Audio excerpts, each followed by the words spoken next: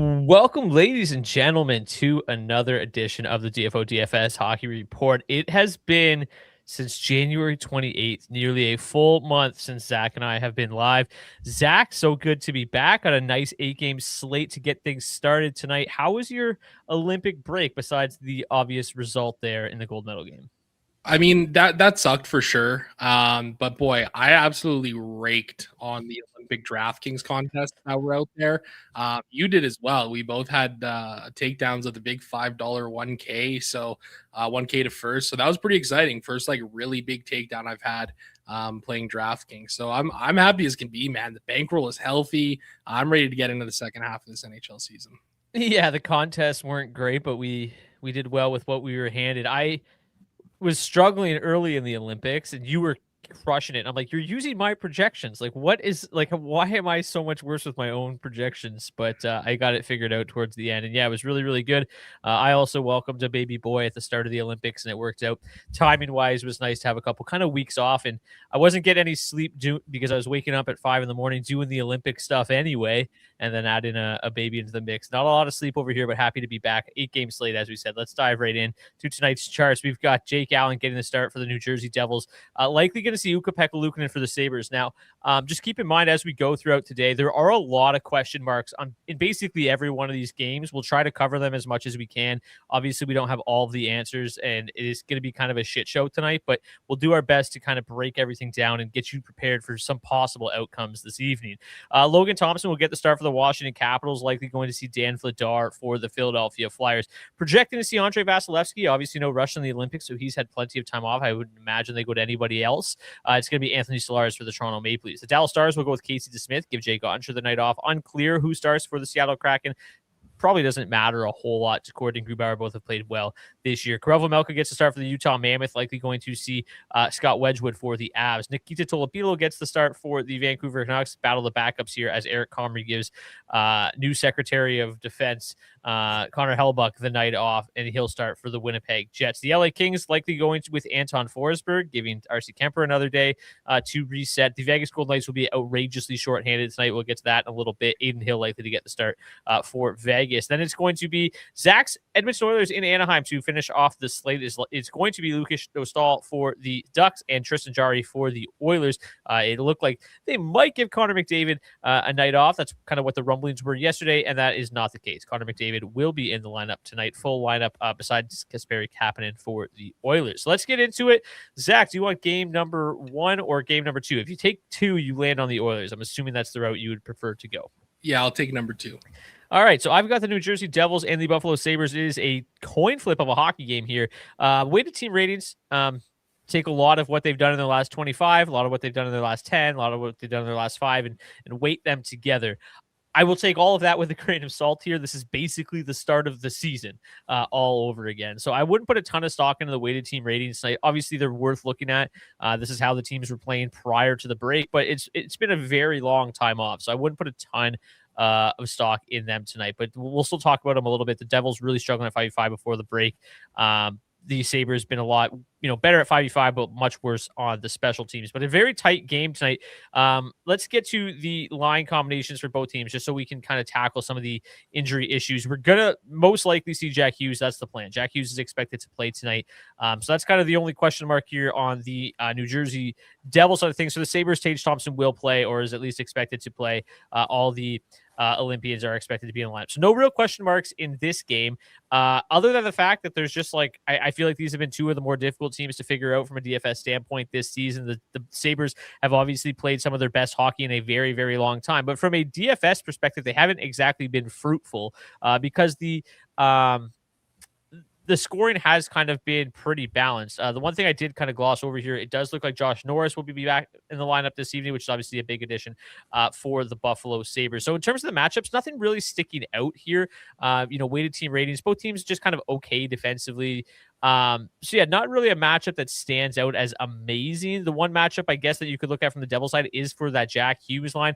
Now, whether or not he is too hungover to perform tonight, or he's just going to continue to ride the high. I mean, he really has had a tough season, but he came flying towards the last few games of the Olympics. He was really starting to come on strong, started to earn more minutes, obviously scored the game-winning goal in the gold medal game. So it's going to be interesting to see how he kind of settles back in here at the NHL level. But he's got the best matchup overall here for the top 9 of the New Jersey Devils. Also got the best underlying metrics of any line in the Devils. So I think if I'm targeting the New Jersey Devils tonight, it's probably going to be through that Jack Hughes line, which grades out 15th best overall. Jesper Bratt is $5,400. He didn't play a lot in the Olympics. I think he'll be well rested tonight. Jack Hughes, $8,600.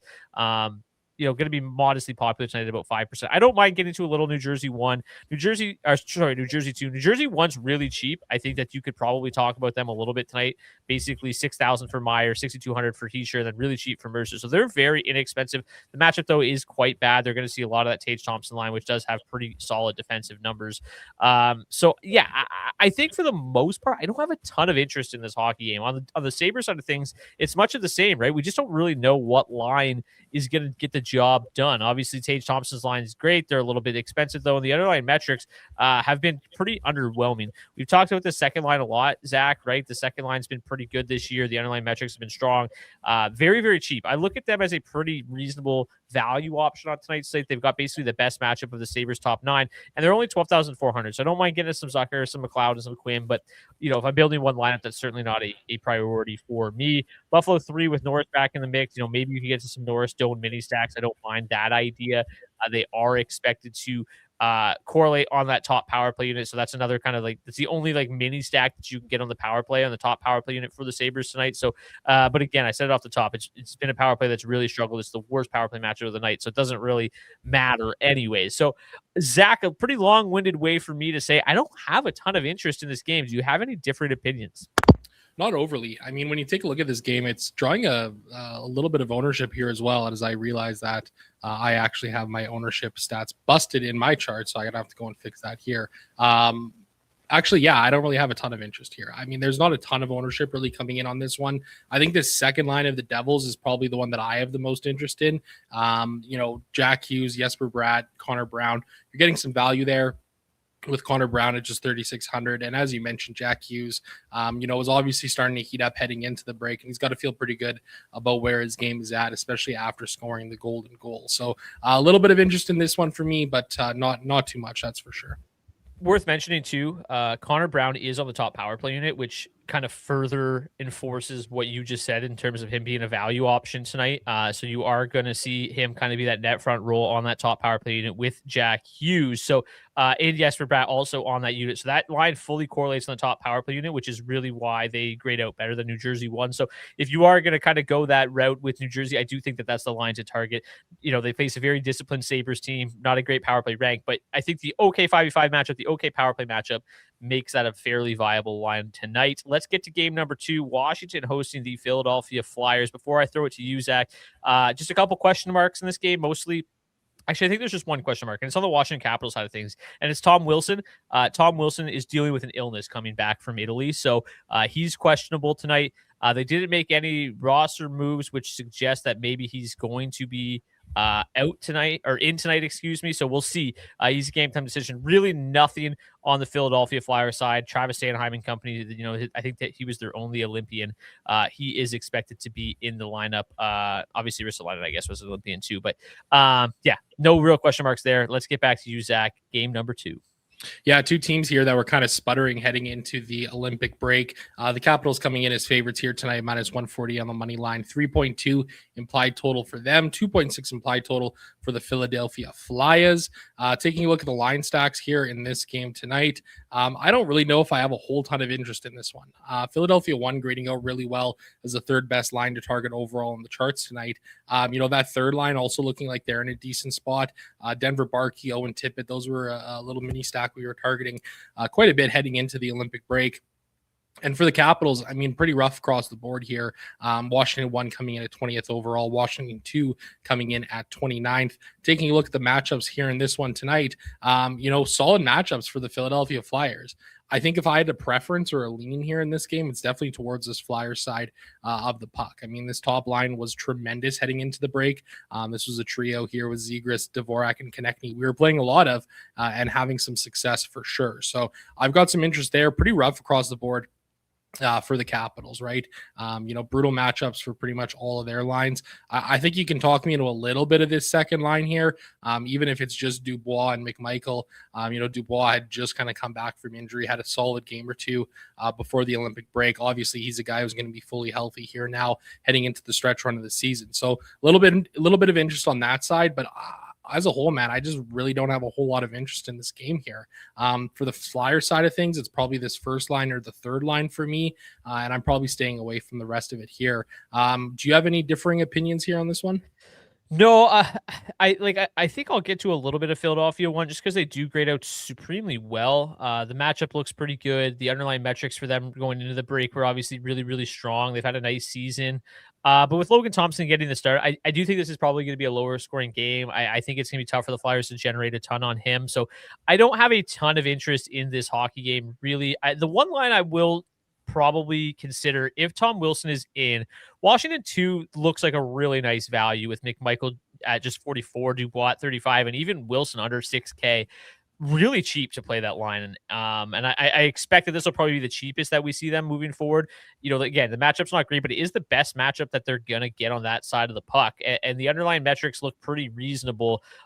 This is a line that's probably spent a decent amount of ice time together over the last couple of seasons. So, I don't mind Washington 2 as a value option, but if Wilson's out, it kind of zaps all that for me. I believe it's Hendricks Lapierre that was skating there. I don't know if he'll be the one that plays there. Like, obviously, if it's like a guy like Ryan Leonard or something that does move up, then I think we could, again, we might be able to talk about them as is a solid option.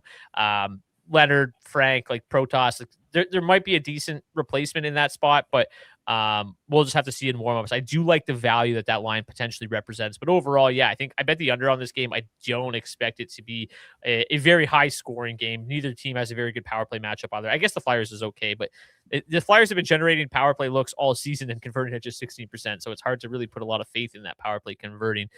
Any final thoughts here before we get to game number 3? Oh, let's move it along. We've got the Tampa Bay Lightning hosting the Toronto Maple Leafs. The Lightning are the biggest favorites on the slate, minus 211, 3.7 implied total.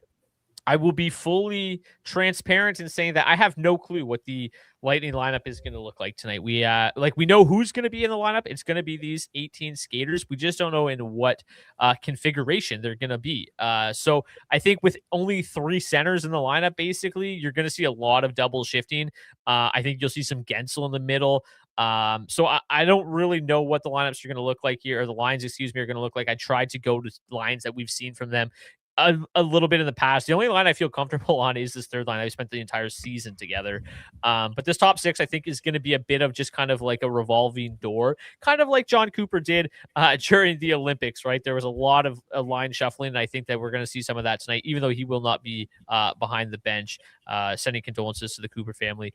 But yeah, I think we're going to see a lot of line shuffling here just to kind of open things up with that. I really have no clue what this lineup is going to be like until warmups. Austin Matthews is expected to play. He'll center Domi McMahon. John Tavares missed last practice with an illness. He's expected to play as well. Dakota Joshua coming back in. Morgan Riley coming back in. So the Leafs are fully healthy, mostly fully healthy heading into this one, but they are just massive, massive underdogs. So this is a team that heading into the break, has struggled keeping the puck out of the back of their own net, right? And the Lightning are a team that was playing supremely well that needs to try to rediscover that.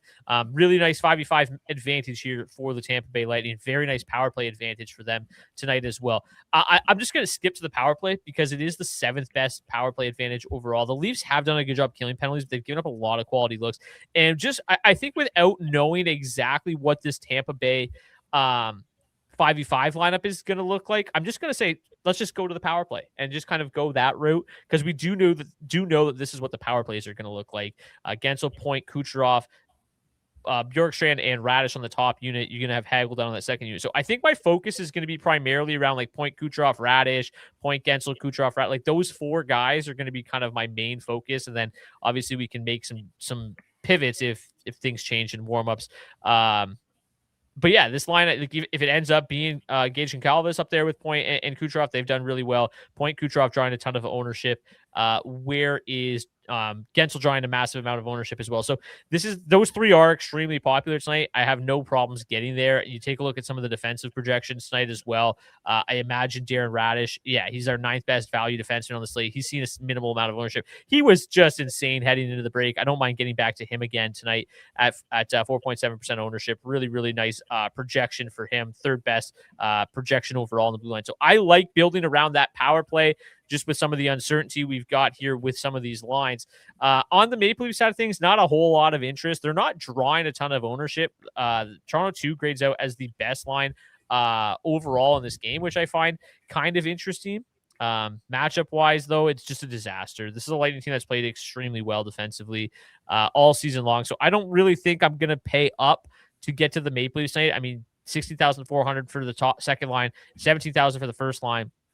I just don't feel confident enough that they're going to get the job done against a really good defensive team in the Lightning. So I'm probably passing on the Maple Leafs tonight. I believe Vasilevsky's our number 1 goalie overall. Yes, he is. So I don't mind paying up for him at $8,400. I think you'll see enough volume to be, close to optimal tonight, as long as you can keep the puck out of the back of the net. But what are your thoughts here on game number 3?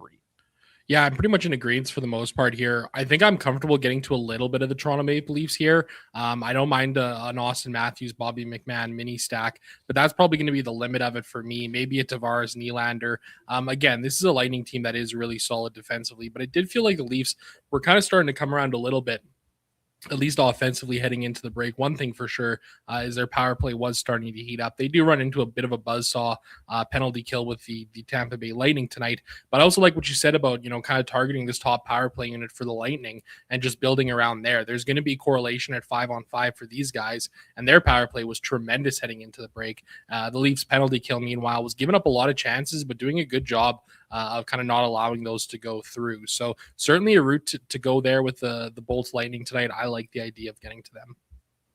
Let's move on to game number 4. We've got where is it? Dallas Stars hosting the Seattle Kraken. So the Dallas Stars are going to be very, very shorthanded tonight. Mikko Rantanen is out at least a couple of weeks. Really tough break for him getting injured in the Olympics. They're also going to be without Rupe Hintz. Most likely, he's doubtful. I don't think he's playing. Radek Faksa was placed on IR, so he's also out. So they're going to miss 3 forwards. You're going to have a totally new look lineup here. You got Johnston with Robertson and Bork. You've got Duchesne with Ben and Steele. That's a line we've seen a decent amount together. Then the bottom 6 is just a kind of a mishmash of players together. Seattle looks fully healthy or mostly fully healthy here. They're expected to get Jaden Schwartz back. Everybody else, do they have a single Olympian besides Capo Caco? Oh, Eli Tolvanen as well. And Grubauer, of course, yes. But forward skaters, they only had those 2. So those guys both in the lineup, they were eliminated early. No concerns there. So why don't you take it away with the Dallas Stars hosting the Seattle Kraken? Yeah, Stars coming in as the minus 158 favorites here tonight. 3.2 implied total for them, 2.5 for the Seattle Kraken. Honestly, for me, this game is kind of simple, all things considered. I'm really only interested in playing the Dallas Stars power play. Continues to just be red hot here heading into the break. Dallas 1 grading out well overall, 2. Obviously going to have some correlation there with guys like Jason Robertson and Wyatt Johnston. But boy, this is a great power play going up against an absolutely brutal penalty kill here. This top line for the Dallas Stars, meanwhile, grading out as a number 6 line overall on this slate to target here. Seattle 1 drawing some interest as well, coming in as the 8th best line to target. Dallas 2 coming in 13th. That pretty much is the limit of my interest in this game here. This top line for the Stars and this second line for Dallas drawing around 7-8% ownership respectively, about 4% coming in on Seattle 1 here. I think for me, it's pretty easy to kind of just keep my ownership around Jason Robertson and Wyatt Johnston. These guys were absolutely on fire heading into the Olympic break here. And I like the idea of kind of just attacking these guys. I'm going to be over the field here. Jason Robertson just 12% owned, just 8% for Wyatt Johnston. They're going to be playing a good amount of ice time here tonight. The line stats you've got for them projected them for 31% of the ice time here tonight. So they're going to be out there a lot, obviously, and on that top power play unit. On this Seattle Kraken side of things, I've got some interest in this top line for the Kraken as well. You can see those line stats kind of starting to come around for these 3 guys. They were solid heading into the Olympic break, and I like the idea of them kind of keeping that up here. again, when you look at this Dallas Stars team, a couple of big names out of the lineup with Rantanen, Rupe Hintz. Defensively, they've had some issues, throughout the course of the season. Obviously, bailed out a lot by Jake Onger between the pipes there. But that's kind of where I'm looking at this one here tonight. I think you can make an argument to get to a little bit of this second line as well, around Matt Duchene and Jamie Benn as a potential value option here. But beyond that, no real interest in any of these other lines in this game. How are you kind of feeling about Dallas and Seattle here? Yeah, I think obviously the power play looks good on paper. I think that the power play is probably going to struggle a little bit without Rupe Hintz and Mikko Rantanen, right? But yeah, I agree with you. I think that the amount of ice time that you're probably going to see from Robertson and Wyatt Johnson is going to be huge. Maverick Bork's even come on a little bit, but I like that mini stack of Robertson Johnson. Maybe get some Heiskanen in the mix. But Dallas 2 is really interesting to me because Duchene's just $4,100 and Ben's just $3,200, and those are going to be the replacements on power play 1 for Hintz and Rantanen. So you got those guys stepping into a power play unit that should find some success against a penalty kill that's really struggled. And we joked about it a lot on this show.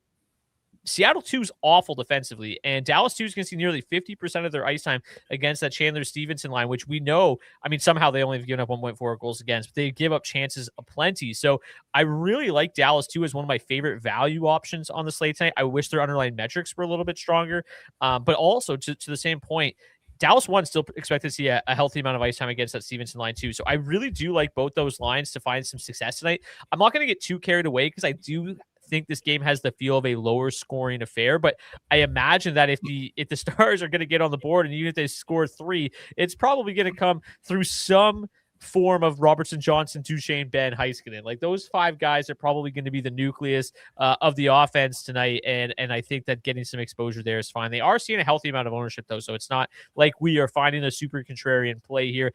I think in the same breath, I'm kind of talking out of both sides of my mouth here, but I think that with some decent ownership coming in and with as many bodies are missing, I think Joey Daccord or Grubauer, whichever gets the start at $7,200, also represents a really nice value. I don't think it's outlandish to expect the Kraken to go in there and maybe steal this game 3-2, 2-1, lower scoring game. And at $7,200, I think Daccord is an okay, or Grubauer is an okay play from a value perspective to kind of offset some of that chalk here that you are seeing. There's, combined about 40% ownership coming in on those 4 Stars forwards. I don't have a ton of interest in the Seattle Kraken in this one. The matchup's okay. You mentioned the underlying metrics. I think they're kind of a sneaky play.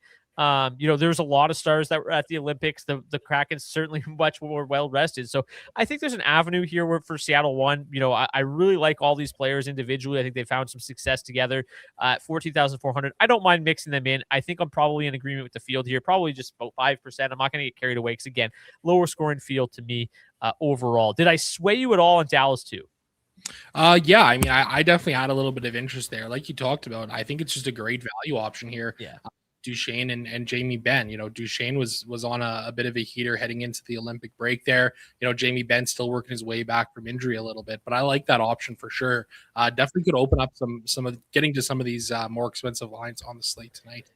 Yeah, you mentioned it. Matt Duchene definitely playing well before the break hit. Ill-timed break for him, 9 points, including 6 goals in his last 6 games heading into the Olympics. All right, let's get back to the Utah Mammoth will host the Colorado Avalanche. Now, this is a very interesting game. Obviously, 2 great hockey teams going head-to-head is always going to be interesting, but I bet the Utah Mammoth, the line moved a little bit towards them, so there is some money coming in on Utah. But I think this is a really nice home underdog. I think a couple reasons, right? Like you have Brock Nelson just played a ton of hockey. You had Makar, you had McKinnon, you had Taves playing over 20, 25 minutes a night for Canada. And Jared Bednar came out and said that some of his Olympians are going to play. I don't know. I have no insider information. I feel like Nathan McKinnon got banged up against France when there was that big collision there. He didn't quite look the same the rest of the tournament. If there was one guy that I would put money on missing tonight's game, it is probably Nathan McKinnon. That being said, I have no insider information. We have McKinnon, we have Nelson, we have Taves, and we have Makar all listed as game time decisions. Any one of them is possible to miss tonight's game. If I had to put money on it, it would be McKinnon. For Utah, it is quite the opposite. Huge lift for them getting Logan Cooley back in the lineup. Massive. Jack McBain, game time decision. He missed practice with an illness. He should be fine. This top six is starting to really solidify itself. This is a top line with Keller, Schmaltz, and Kroos. We loved heading into the break. I love coming out of the break. Getting Cooley back with Gunther, like unbelievable. Jack McBain started to play well, represents a good value option. I really like Utah in this game. I don't know if it's a ton from a DFS standpoint, but from a betting standpoint, as a home dog, getting Cooley back, I really, really like Utah here tonight. I bet them at like plus 117. They're down to plus 110. If you're interested, take a look there. Obviously, Colorado won if McKinnon plays, grades out really well. Basically, no ownership to speak of coming in on this hockey game. None. Which I think is somewhat reasonable. I think I'll get to a little bit of Utah. I think there's got to be some level of fatigue factor here for the Avs top guys, right? Like, not only did they play a bunch of hockey in a very consolidated schedule, lots of travel. I feel like maybe I'm just pulling at hairs here. What are your thoughts on just some of the possible fatigue issues with the Avs? I think the other thing too, if McKinnon plays, like, he missed an empty net. That's going to be eating at him for a little while. So either he's going to come back the most angry guy ever and just torch the NHL, or there's going to be a little bit of a hangover here after that game. I just think that this is I think that the Avs will figure it out quickly. I think that this game is a really tough spot for them. I actually totally agree with you here. I mean, you look at it, 5 of the Colorado Avalanche's top 6 forwards were playing in the Olympics there. You mentioned McKinnon getting a little bit nicked up. That doesn't even account for the fact that the Mammoth were just red hot heading into the Olympic break. 7-3 in their last 10 games beforehand. 3.3 goals for per hour at 5-on-5. They were generating good quality as well, and they were defensively rock solid at a 938 save percentage at 5-on-5 heading into the break. I really like this spot here for the Utah Mammoth, and I think for me, just seeing how little ownership that is coming in on them, I'm going to be getting a little bit over the field here at 5-10% to say the very least. Especially around this top line and this second line. I think they both offer some really nice upside here. They're not overly expensive. 16,500 for Utah 1, 14,400 for that second line. Feels like a really, really nice number there. And you got Jack McBain on the second line too, a guy who I've been playing a lot of this season with success as well. So I like this spot here for the Utah Mammoth. Getting to Colorado feels a little bit tougher because of some of those reasons that we talked about. Obviously, with how expensive McKinnon is, you definitely have some pivot options kind of going on later into the slate here. You can pivot off of Colorado 1 to an Edmonton 1 or something along those lines, or Winnipeg 1 as well. Both of those lines looking like they're in good spots here tonight. So I've got interest in this game for sure, and a lot of it kind of comes around this Mammoth side. Yeah, I think I'll still play some Colorado. Especially if McKinnon's out. Like, again, who knows how the lines end up being, but like Brock Nelson suddenly plays an enormous amount of minutes tonight, I would imagine. Nichushkin, Nelson, Landeskog, if that's a line tonight, Landeskog looked great in the Olympics, 17,100. If they see a couple extra minutes now, like, that looks like a decent value. You said it with Utah, the price tags are very affordable. I do like this game because of how low owned it is, but in the same breath, they've met 3 times this year. There was a 4-3 Utah win in overtime, but the other 2 games, 1-0 Colorado win and 2-1 Colorado win. So there's the potential for that very low scoring game.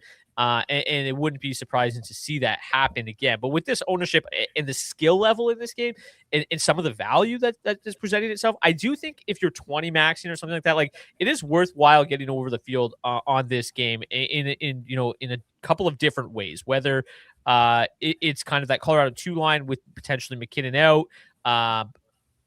Utah, we said good value, like Logan Cooley at $4,900. I don't know if there's, you'll ever see him that cheap again. So I do want to get over the field here a little bit. If I'm, if I'm building one lineup, it's probably a game that I'm going to cross off and hope it just ends up being low scoring. But I think if I'm building, 20 lineups tonight, I'm trying to get to some of this game and get over the field. Any final thoughts before we move on to Vancouver and Winnipeg? No, let's keep this moving along. So the Canucks are going to get some guys back tonight. They were obviously kind of nicked up before the break, but like Brock Besser, Marco Rossi, Zebuyam, all back in the lineup tonight. So they're looking healthy. How the power play ends up shaking out, is anybody's guess. We didn't see any power play reports from them. Rossi could be on the top unit over Carlson. That would be the one thing I would expect different. Maybe it's Hronik, maybe it's Buium on the top unit. Will Anders seen some time there? A lot of question marks here at Vancouver. On the Winnipeg Jets side, we're pretty solidified. We know what their lineup's going to look like. Everybody's going to play, save for Josh Morrissey and Neil Pionk. The fact that those two are out opens up a tremendous amount of value on the blue line. Logan Stanley, $2,700 to be on the top power play unit tonight.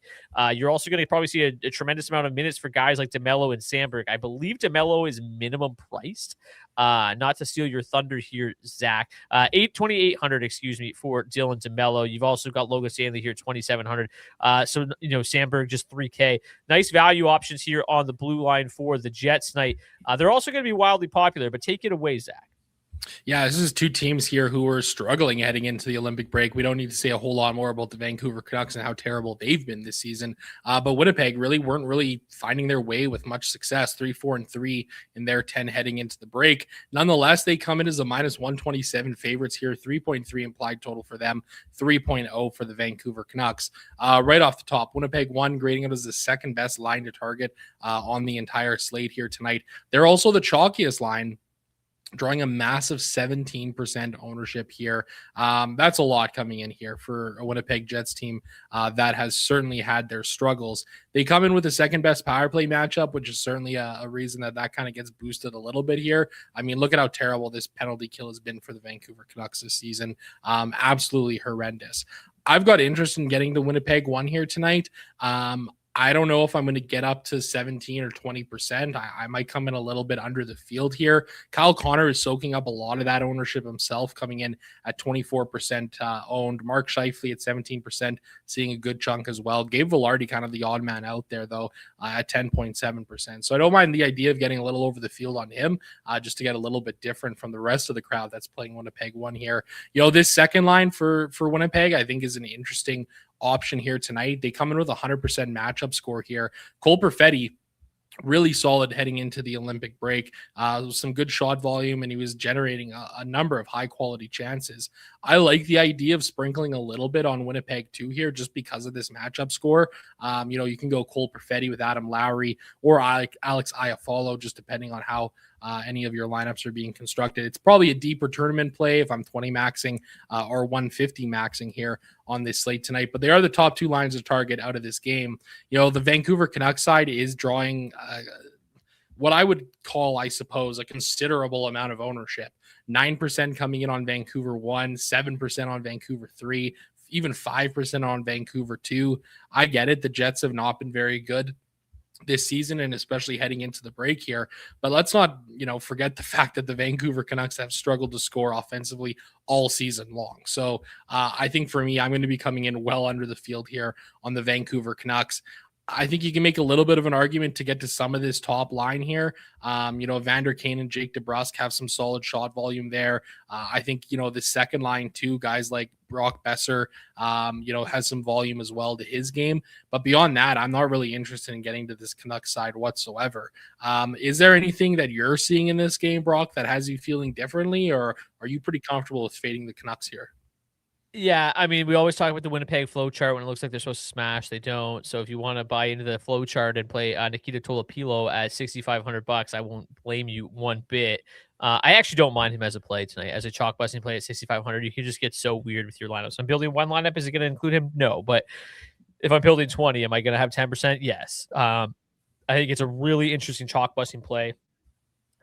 The Canucks are so bad defensively, like it's obviously risky, but he's actually been fairly reasonable, despite having just a horrendous blue line and team in front of him. But yeah, Winnipeg obviously looks great. I think the one thing that stands out here is just they're not very expensive compared to what they had been at some points this season. I think that's really boosting the ownership.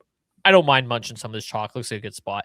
I agree with you on Winnipeg too. Perfetti being my favorite of the two. But I don't mind getting some Lowry, like at $9,900 with the top matchup on the night. Like I'll sprinkle them in for sure. Like if you're playing like Edmonton 1 and you need a super value line, like I think Winnipeg 2 is a good option there. They're not seeing a ton of ownership. I think it's fine. Perfecting the top power play unit, but with their underlying metrics, I don't expect a ton.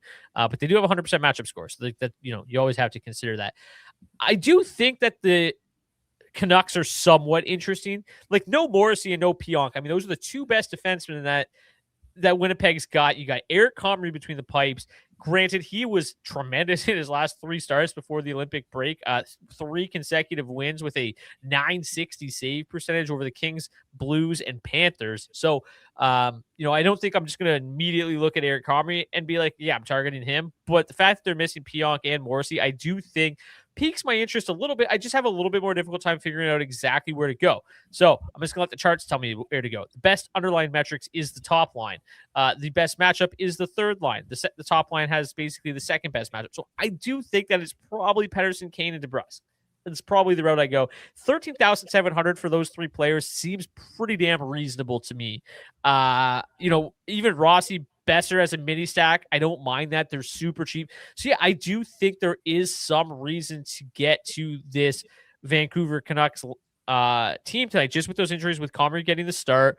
And even that third line, man, like they're basically minimum price. Like I don't hate it. Their matchup is the best. And their underlying metrics are terrible, but I don't mind some Garland one-offs.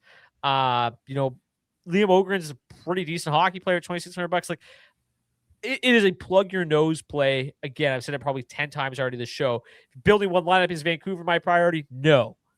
But there's so much value here against a Jets team that has gotten missing their 2 best blue liners, their backup goalie, and you could see a path to where there is some success here for Vancouver tonight. Yeah, I think you make a great argument for getting to a little bit of them here. I mean, I think the thing for me is like, are they really going to pay off? That's the issue that I just consistently have, right? Yeah. I don't know what the ceiling is for these guys. It feels like they've struggled to kind of hit it all season long. But 2 goals from that top line might be enough, especially at the price point that they are, which is fairly reasonable, all things considered. So again, I think there's an argument to be had here. For me, I just don't know if there's enough comfortability in the Vancouver Canucks being able to trust them to get it done, even against a Winnipeg Jets team that is a little bit depleted defensively. And I would agree with you too. I think I would feel more conviction if they weren't already seeing that ownership too, right? Because now it doesn't feel like great ownership, right? I do. It's kind of questionable. It almost feels like it's a little bit. You might want to find some better low own value, but like I do see the pathway, and I do see why they're getting a little bit of ownership. LA and Vegas, boy, interesting hockey game here. Vegas is missing seemingly the entire lineup. No Eichel, no Hannafin from the United States, no Stone, no Marner, no Theodore from Canada. Yikes. Not a lot to like in this lineup. It's pretty bare bones, which obviously isn't surprising when you take out 5 of the best players on this team. So I don't really know what to make of Vegas tonight. I think mostly this hockey game feels like it's going to end 2-1. The Kings are very good defensively with, I think I want to look at Vegas and be like, boy, like Tomas Hertl's probably going to play a shitload tonight. And Tanner Lisinski, probably like an okay value option. And, Ivan Barbashev, like I want to think that way. I just don't see them scoring more than like 2 goals tonight. The Kings are very good defensively. This is a very shorthanded Vegas team. If you want to get to some of the value, I think that there's a reason to, but I'm probably not going to do it very much. On the LA side of things, Artemi Panarin's debut, Kevin Fiala out for the season. Shitty for them. Matchups aren't great, but again, I don't know. Like, how much stock do you put in this Vegas team right now? They still grade up pretty well defensively with the lineup they have. Offensively, they're a disaster. It just looks like a super low event game. I don't imagine myself getting to a ton. Vegas number 1 power play advantage tonight. That means absolutely nothing. Absolutely nothing. Like, to me, if anything, like, okay, now Dallas has even Dallas, like, they're banged up. Like, Winnipeg's power play advantage is quite clearly the best on the slate. They're the only, I guess even they're still missing Morrissey, but like, yeah, it's just a kind of a gong show of a slate, and I just don't think I'm playing this game much. Like, I kind of have some interest in Panarin, Lafayette, and Kempe. You're going to get some power play correlation here with Panarin and Kempe. Maybe that mini stack with, what's his name? Brant Clark feels okay. But overall, man, like, you look at the ranks in this game, and the charts hate this game, and I think it's for reasons that are pretty obvious. So LA won. I might sprinkle in some Panarin, Laferriere, and Kempe, some Clark, but overall, man, this game's awful. Yeah, I don't really have a whole lot to add. I mean, I think for me, I'm probably going to be getting to a little bit of the Kings here, just with how depleted this Golden Knights lineup is. I Super like fair. the idea of attacking this top line with Panarin there making his debut. You know, we saw Alex Laferriere and Kempe having some success heading down the stretch into the Olympic break, and obviously Panarin, a great setup man, a guy who's got good shot volume. So I kind of like the idea of getting to some LA1 here. You know, this third line for the Kings, I also think is a little bit interesting. The line stats were absolutely tremendous for this trio. You know, their biggest issue was that they were just kind of failing to capitalize. Can they maybe do so tonight against this banged up Golden Knights team? I'm willing to take a little bit of a shot there. You know, Alex Turcotte was having success heading into the break. Same with Andrei Kuzmenko. Warren Fogle, a guy who's likely going to be on the move in the trade market here in the next 10 days. So I don't mind a little sprinkle on LA3, a little bit on LA1. I'm probably staying off of the Golden Knights entirely here tonight. Yeah, and if you recall, a lot of the LA3 success was Turcotte, Fiala, Kuzmenko. So I removed Fiala from the equation for these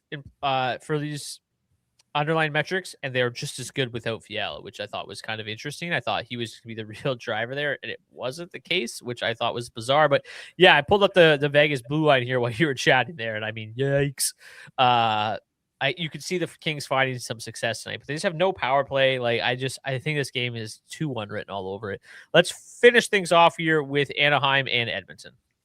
Yeah, the one we've all been waiting for. The Edmonton Oilers coming in as the road favorites here. Returning from the Olympic break, 3-game road trip through California. It's the Ducks tonight. It's the Kings tomorrow. It is the San Jose Sharks on Saturday afternoon. The Oilers coming in as -126 favorites here. 3.5 implied total for them.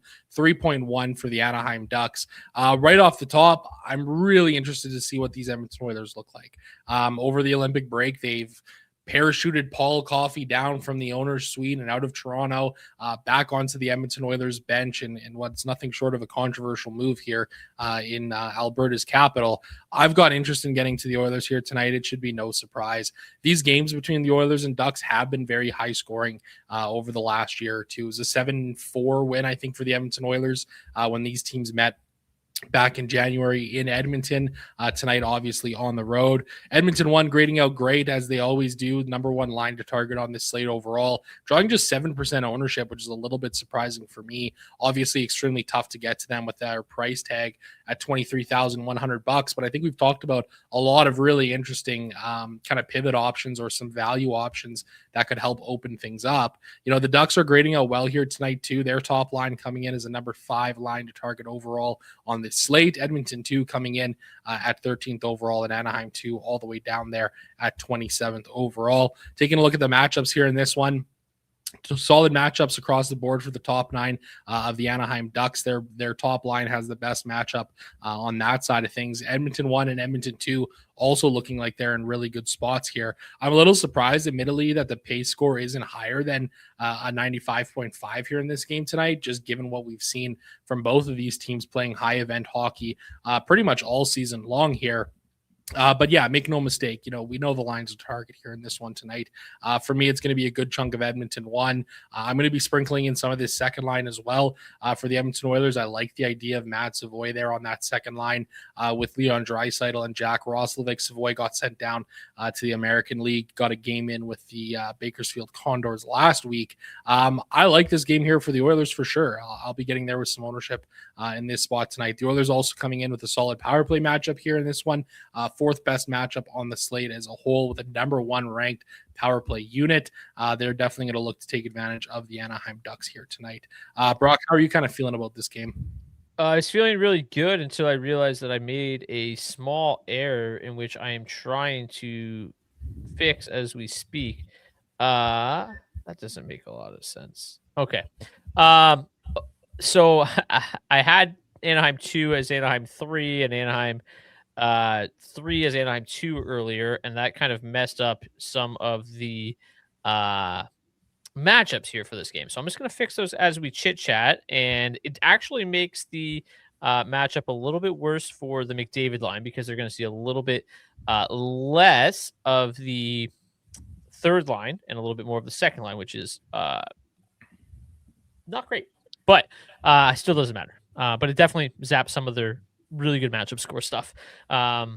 Because Edmonton 3 is going to see a lot more of that McTavish line. The reason, I'll bring it up here, like that McTavish line's defensive metrics are so bad, right? You wanted to see that. I was like, man, like, why is the Edmonton 1 matchup not better? Now we know. I was wrong. So, yeah, I think there's a lot of value on this slate. I think that getting to Edmonton 1 is not going to be that difficult. I think getting over the field in Edmonton 1 is not going to be that difficult. This is the highest XG game in my charts by a mile. Want a lot to do with this hockey game. Edmonton 2 looks like a fantastic value option, as you mentioned. Interested to see how Draisaitl look coming out of the break. $8,800. He looked a little uninterested heading into the break. Hopefully, coming out of things, he's a little bit more fired up. A really nice value option here at $14,500. And I'm one. Carlson coming back. I like the idea of a Carlson Seneca mini stack. And then on the third line, I like the idea of a McTavish Cutter Gauthier mini stack. That's probably the extent of it for me on the Ducks side of things. Underlying metrics really good for that top line. So Anaheim 1 feels like the safest play overall. Matchup wise, it's also one of the best matchups. So Anaheim 1 feels like the best play on that side of the puck. They're not really seeing that much ownership, so I don't mind it. As you mentioned, 7-4 when they, or was it 7-4? Yeah, 7-4 when they met earlier. That was the Matthias Ekholm, Mikael Granlund double hat trick game. So if those two can score hat tricks, literally anybody in this game can score hat tricks. So should be a fun one tonight. Let's get to some defensemen. Let's get to some goalies, and then we'll head to the hat trick pick challenge, get you on your way. There's a lot of value options on the blue line tonight, in my opinion. I mentioned some of those Winnipeg Jets. You got DeMello, you got Stanley. Stanley's 20% roster tonight, which is insane. But he is a good value option, $2,700 on the top power play unit. Those three are good. I really like Rasmus Sandin. We always talk about Rasmus Sandin whenever John Carlson is out of the lineup. That is the case this evening. I like getting to him tonight. I don't mind some of these cheaper Dallas guys, Lindell and Thomas Harley. They stick out. You know, I mentioned I don't mind the Canucks, so like Willander, Philip Hronik, Zeev Buium. I wish I knew which one was on the top power play unit because I would feel better about him. Up top, I really like Jacob Chikrin tonight. I think he's in a great spot. I like Bouchard. I think he's in a great spot. I like Radish. I think he's in a great spot. Those three make a ton of sense to me tonight. I will certainly be getting there. But yeah, a lot of good value, a lot of good pay up options tonight. Who are you going with on the blue line tonight, Zach? Yeah, I agree with you. There's a lot of really good value to be had on the blue line tonight. Sandin obviously looks like a great play at minimum price there. You know, pairing him and DeMello up can open up a lot of options for you in terms of the rest of your roster construction here. A little bit biased, but obviously I think Evan Bouchard's a great play here tonight. He's been great against the Ducks, you know, in his NHL career. So I think there's a lot of different ways you can go, and even in his mid range too. You know, I think in this like mid 3K to 4K range, you know, guys like you mentioned, Harley, Clark, Jake Wallman look like solid plays. Darnell Nurse is always viable for a shot bonus or a block bonus because he does so much shit out there on the ice. Cam York at $4,200 if you're playing a little bit of Philly. He's a guy who gets a lot of stuff done there as well. You mentioned Lindell. I don't mind getting there. Even a guy like Owen Power at $3,200 looking like a solid option here on this slate tonight too. Some of the chalkier options tonight, obviously Stanley, Philip Hronik, Jake Wallman, Sandberg. But yeah, some of these really kind of mid-price Oilers defensemen as well. You've got Evan Bouchard, Darnell Nurse, excuse me, Jake Wallman, and Matthias Ekholm drawing some ownership as well. Ekholm Hattie, repeat? Let's see. Okay, let's get to the goalies tonight. Vasilevsky, I mentioned I don't mind him as a pay-up option tonight. I think it's a very good environment for him against Leafs. Should face a decent amount of volume and should still pick up the W. I like Anton Forsberg a lot. He's projected for a decent chunk of volume tonight. I think that's conceivable to bump that down a little bit with some of the injury issues there for Vegas. But I think, like I said, that's got 2-1 written all over. I like Anton Forsberg at $7,800. I mean, I said it. I don't have a lot of interest in the Buffalo, New Jersey game. So Ukko-Pekka Luukkonen stands out really nicely here at $7,400. Jake Allen obviously makes some sense there at $7,800. Vejmelka. If McKinnon doesn't play Vejmelka at $7,500, I love that option tonight. I think he's going to see some volume tonight. I like Vejmelka. I talked about Tolopilo as a bit of a chalk buster. I talked about Quarter, Grubauer, whoever gets to start there, as a really nice value option. So a lot of good goalies tonight. Anton Forsberg's got a lot of my attention. I don't mind Logan Thompson. I don't mind Vejmelka. I don't mind getting to some Tolopilo and Decourt. Those will probably be like the 5 with a little bit of pay up for Vasilevsky for 6 for me. How about you? Yeah, Vasilevsky, I love him at $8,400. If you can afford him, I think he's arguably the best goaltender play on this slate tonight. Forsberg looks great at 7,800. I like the idea of some Vamelka at 75. I can get behind that. He was solid heading into the Olympic break in the games that he was playing. Lucas Dostal, I also don't mind him as a potential chalk busting option. For the Edmonton Oilers there. He's obviously shown he can steal some games both internationally and here at home in North America. So, yeah, I think there's a lot of options here, but I think for me, I don't mind some of these more expensive guys like Vasilevsky, Comrie, Vamelka here tonight. I like those guys. Let's move on. Actually, we got one thing to bring up here. So it does look like it's going to be Phil Peronic on PP1 for the Vancouver Canucks. So a little bit of clarity there. It does look like it's going to be Phil, which I think makes the most sense. It's kind of been their default. Let's get to tonight's hat trick pick challenge. If you wanted to participate in tonight's hat trick pick challenge, all you got to do is drop your hat trick pick in the comment section of the video on YouTube, not the live chat. Once the video's over, drop it in there. If your player scores a hat trick, we get you a $25 gift card to Nation Gear. If somebody scores a hat trick that nobody picked, we'll raffle it off to anybody who submitted a pick. Zach, who do you want tonight?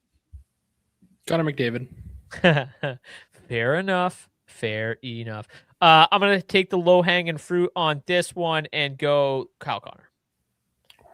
My man's got to be hungry, right? Just sat on the bench and watched the boys win a gold medal, and now he's got a great matchup tonight. Highest owned player on the slate, really low-hanging fruit, but $7,100, Kyle Connor. Thank you so much for tuning in. It has been a blast.